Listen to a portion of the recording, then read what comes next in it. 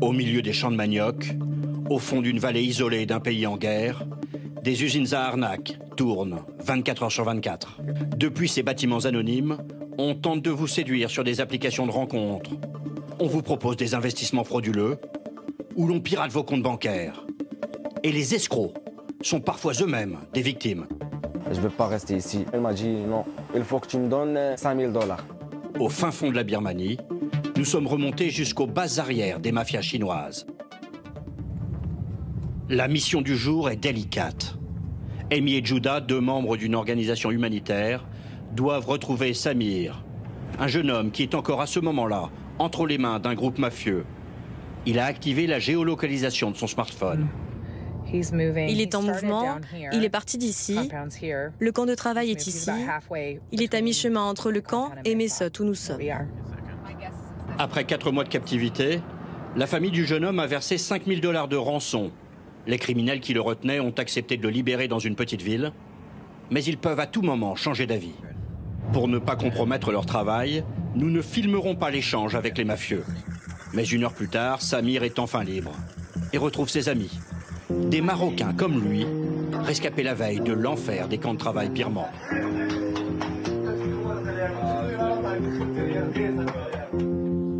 Ici, on appelle cela un compound, un camp retranché en français. En vérité, de petites villes qui ont poussé en quelques années dans cette région, sur la rive birmane de la rivière qui marque la frontière avec la Thaïlande. Nous les filmons de loin, à l'aide d'un drone. Impossible de s'approcher côté birman. De l'autre côté de cette rivière, eh bien, c'est la Birmanie, un pays en guerre civile et livré à différents groupes armés. En pratique, c'est une zone de non-droit où prospèrent des mafias, notamment chinoises, qui ont fait de cette sorte de ville nouvelle une petite capitale du crime organisé. Mais comment Samir et ses amis y ont-ils échoué à des milliers de kilomètres de chez eux au Maroc? Tout commence par une alléchante offre d'emploi dans le commerce en ligne en Thaïlande. Ils ont dit que ici, c'est la belle vie, on va faire 1 million $, on va faire plusieurs choses, on va aider nos familles, on va faire beaucoup d'argent.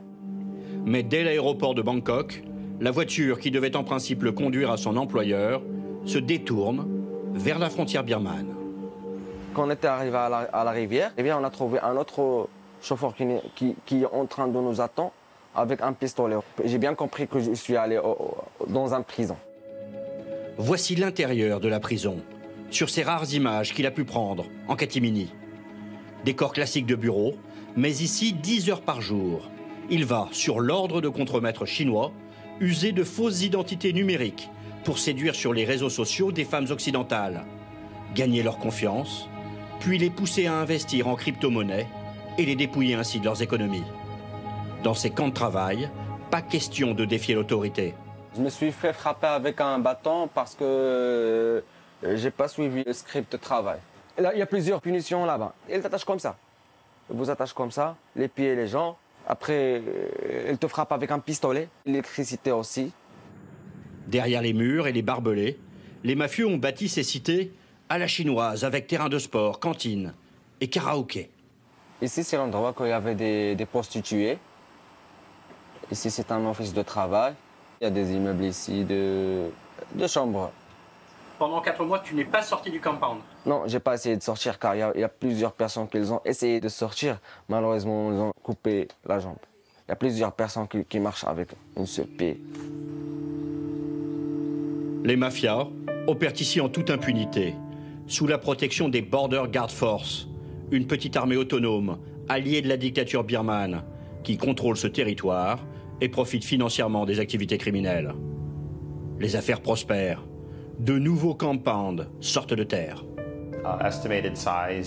Nous estimons le chiffre d'affaires de l'industrie de l'arnaque en ligne en Birmanie à 15 milliards de dollars qui sont volés à des gens partout dans le monde.